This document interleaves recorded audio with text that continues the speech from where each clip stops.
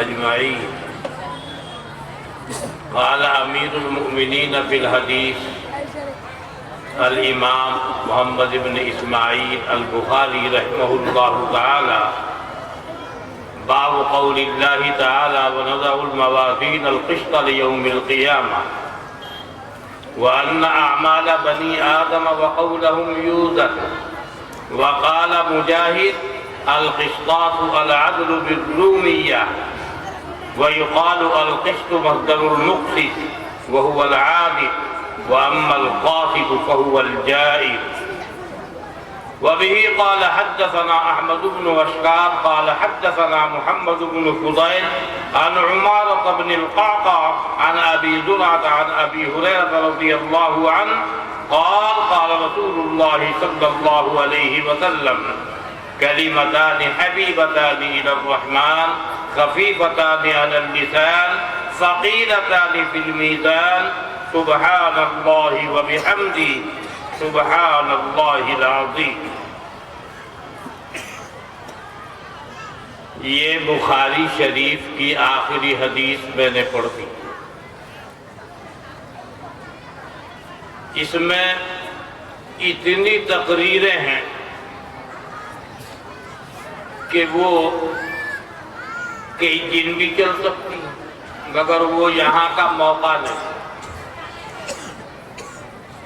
میں دارالعلوم دیوبند میں تفسیر بیضاوی پڑھاتا تھا، بہت پہلے کی بات ہے، میرے والد صاحب زندہ تھے. تو انہوں نے فرمایا، ابا نے ہمارے، ابا تو کاشتکاری کرتے تھے، کوئی ان کا کام تھا کاشتکاری، اور نیک صالح آدمی تھے. ایک واقعہ سنایا کہ ہماری مسجد میں ایک عالم آیا. پہلے مدرسے نہیں تھے، علماء آتے تھے، تقریریں کرتے تھے، بیان کرتے تھے، تفسیریں کرتے تھے. ایک عالم آئے اور 3 دن تک فجر کی نماز کے بعد 1 گھنٹے تک سورہ فاتحہ کی تفسیر انہوں نے بیان کی. 3 دن میں پوری ہوئی. اس کی تفسیر سورہ فاتحہ. یہ میرے ابا نے مجھے سنایا. اور جب 3 دن ہوئے تفسیر پوری ہوئی تو انہوں نے کہا: بھائی مجھے 3 دن لگے ہیں، اگر بھائی حضرت تھانوی ہوں اور ان کو بیان پر بیٹھا دیا جاوے تو 1 مہینہ لگے گا. حضرت مولانا اشرف علی صاحب تھانوی رحمۃ اللہ علیہ. میں نے کہا اپنے ابا سے، میں نے کہا آپ کا بیٹا تفسیر بیضاوی پڑھاتا ہے وہاں دارالعلوم. سورہ فاتحہ کی تفسیر پوری ہونے میں تقریباً 3 مہینے لگ جاتے ہیں. جب ابا سے بات کر رہا تھا اس وقت تو میری شرح لکھی ہوئی نہیں تھی اس کی، لیکن اب تفسیر بیضاوی کی میری شرح بھی لکھی ہوئی ہے. اس میں کوئی دیکھنے والا دیکھے گا تو وہ دیکھے گا، وہ تقریباً ایسی ہوگی سورہ فاتحہ کی تفسیر 200 صفحات پر مشتمل. سورہ فاتحہ کی تفسیر. تو میں عرض یہ کر رہا تھا کہ تو بہت لمبی چوڑی گفتگو ہے. اس میں امام بخاری سب سنتے رہتے ہیں آپ، پھر وہ انہوں نے کیا کہا وہ سنتے، پھر آگے انہوں نے علمی باتیں کہی، اس کا عام طور سے یہاں محل نہیں. آخر میں ایک تسبیح بیان کی: سبحان اللہ و بحمدہ سبحان اللہ العظیم.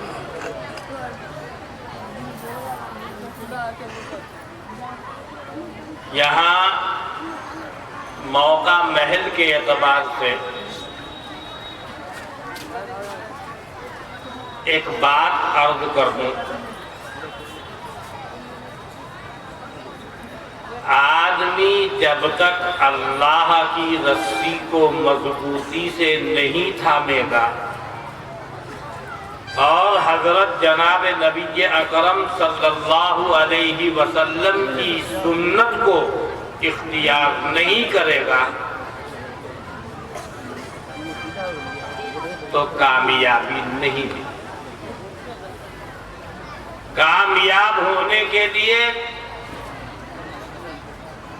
اعتصام بحبل اللہ والتمسک بسنت النبی صلی اللہ علیہ وسلم نیز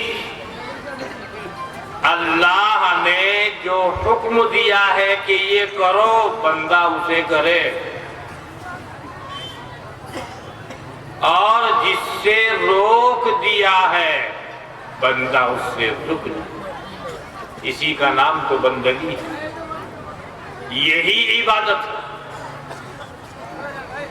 مالک جو کہے تھی، اس نے کہا کر تو کرنا ہے، اس نے کہا نہیں کرنا تو نہیں کرنا۔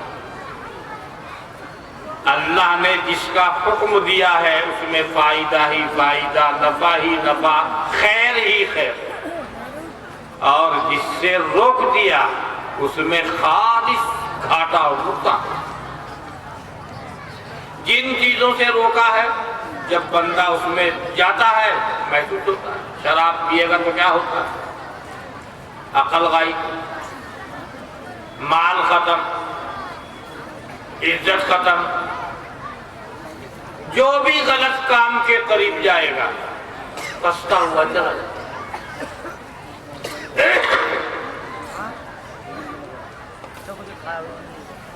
اور اپنے نفس کا تزکیہ بھی کرتا ہے، نفس کی صفائی، تزکیۃ النفوس، یہ بھی پیغمبر کے اہم امور میں سے ہے۔ آپ کا کام یہی تھا، آپ تعلیم کے ساتھ ساتھ نفوس کا تزکیہ بھی فرماتے تھے، اپنے قلب کی اصلاح کی فکر میں رکھتے۔ ایک بات اور، آدمی خود سے عقل مند اور ہوشیار نہ بنے، سمجھداری اور کامیابی کا یہ منبع ہے کہ چاروں ائمہ میں سے کسی کی تقلید، اگر ان کی تقلید سے کوئی ہٹ گیا عام طور سے نتیجہ غلط۔ ہم نے دیکھا بہت سی دفعہ، عرب میں کئی سالوں پہلے کی باتیں ہیں، ایک عالم سے میری ملاقات ہوئی، وہ ائمہ اربعہ میں سے کسی کی تقلید نہیں کرتے تھے، عالم تھے اچھے۔ انہوں نے کہا میں تو ایسے کرتا ہوں۔ میں نے کہا آپ اچھا نہیں کرتے۔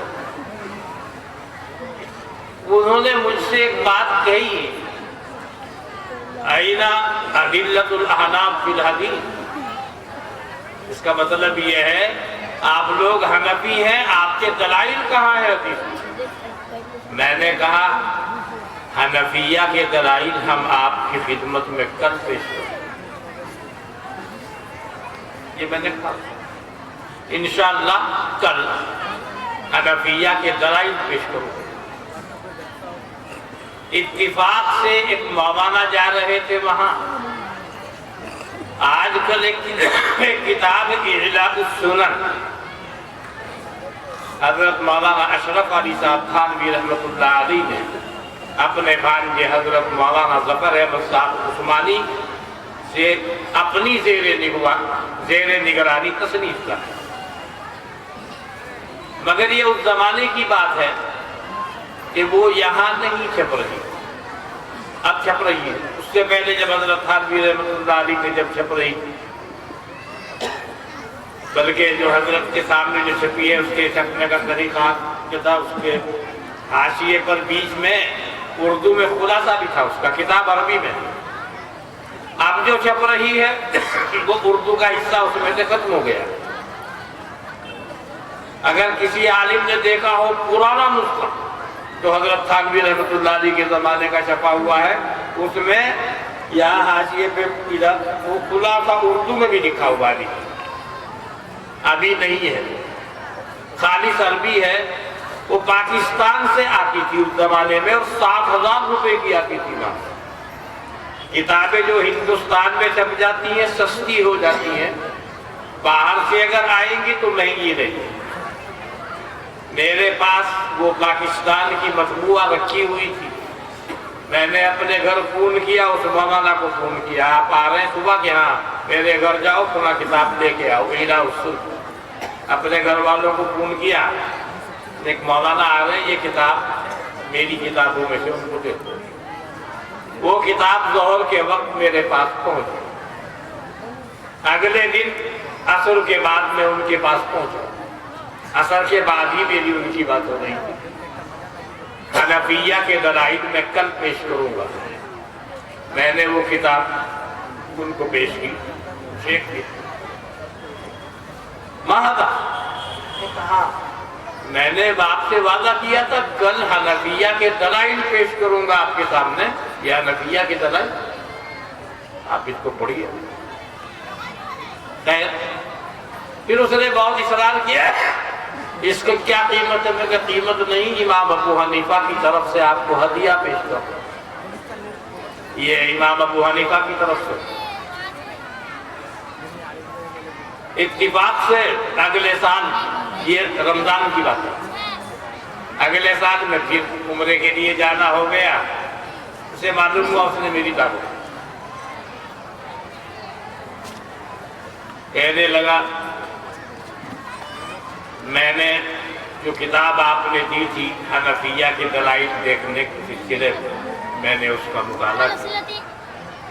مطالعہ کرنے کے بعد میں اس نتیجے پر پہنچا کہ کسی کی تقلید نہ کرنے کا معاد اور انجام الحاد و زندقہ،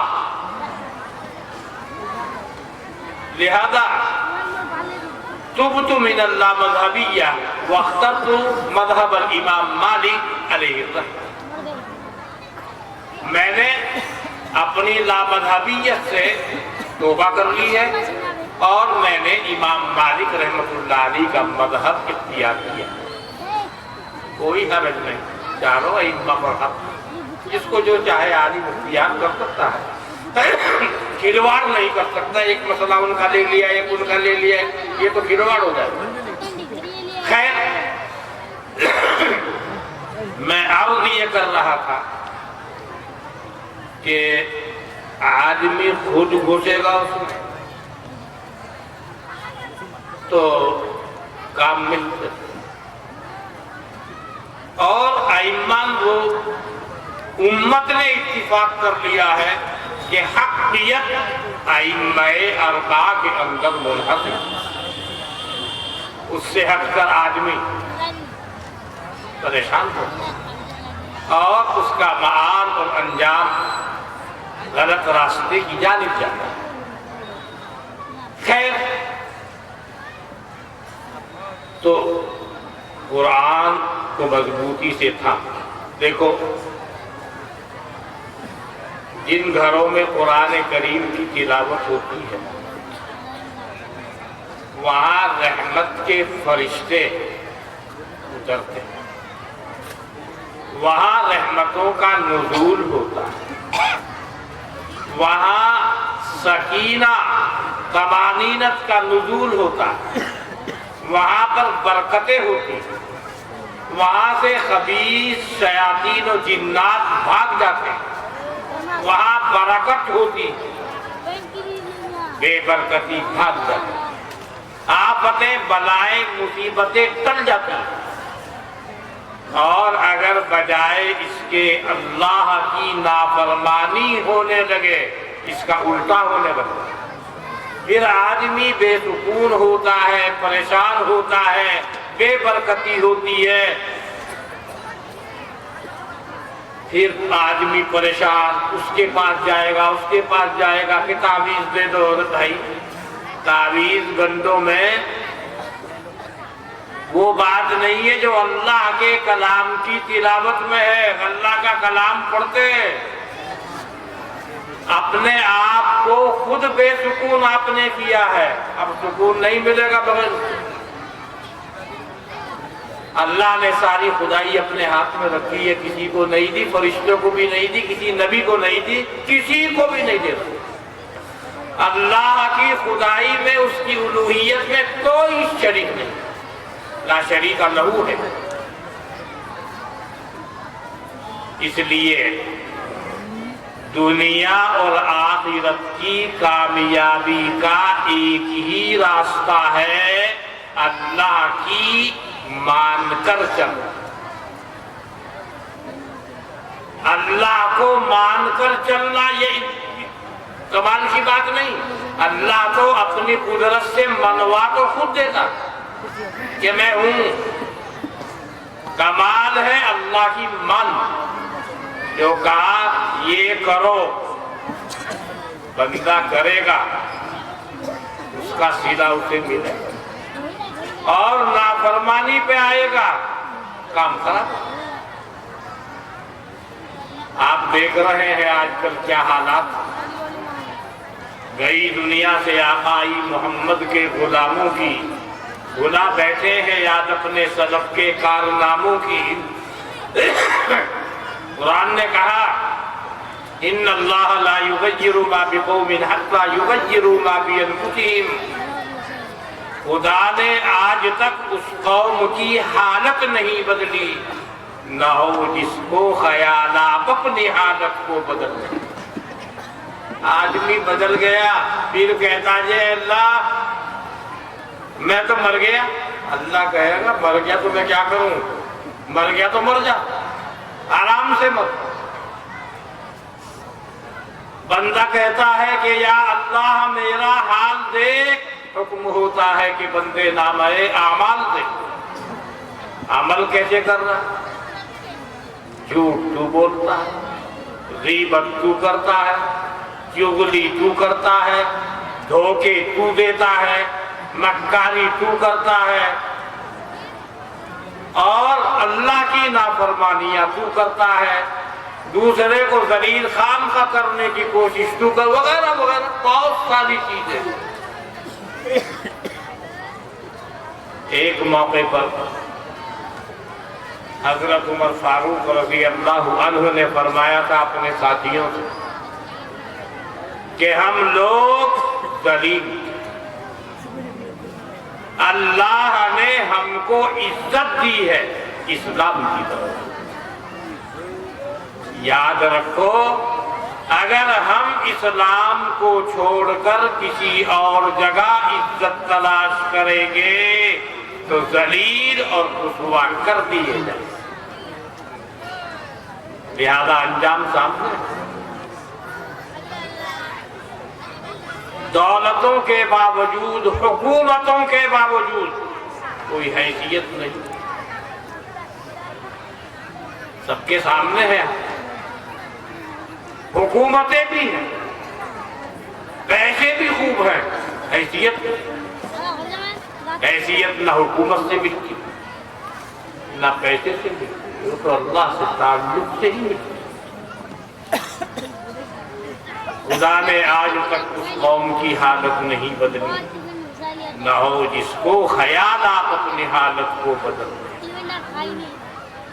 مشہور یہ ہے لوگوں میں کہ یہ علامہ اقبال کا شعر ہے، دیکھتے ہوں گے، کہ اقبال کا شعر نہیں ہے، یہ ظفر خاں کا شعر، ظفر خاں کا شعر ہے، ان کا شعر ہے، اقبال کا نہیں ہے۔ اقبال کی طرف بہت سے لوگ اقبال کی طرف منسوب کر کے پڑھتے ہیں، وہ غلط بھی پڑھ دیتے ہیں تو جس سے وزن ٹوٹ جاتا ہے، پڑھا ایسے جائے گا جیسے میں پڑھ رہا ہوں۔